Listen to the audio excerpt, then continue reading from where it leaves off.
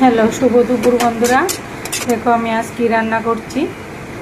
মসুর ডাল বেটে বড়া করে নিয়েছি, ডাল দিয়ে খাবো কিছু করেছি, পেঁয়াজ দিয়ে কিছু কালো জিরে দিয়ে করলাম। আর এইদিকে দেখো আলু কাঁচা কলা কেটে নিয়েছি, সিদ্ধ করে ভেজে নিয়েছি। জিরে ধনে হলুদ লবণ মরিচ গুলে নিয়েছি। তারপর দেখো ভালো করে ভাজি করে নিয়ে কড়াইতে শুকনো লঙ্কা পাঁচফোড়ন তেজপাতা দিয়ে মশলাটাও দিয়ে দেব।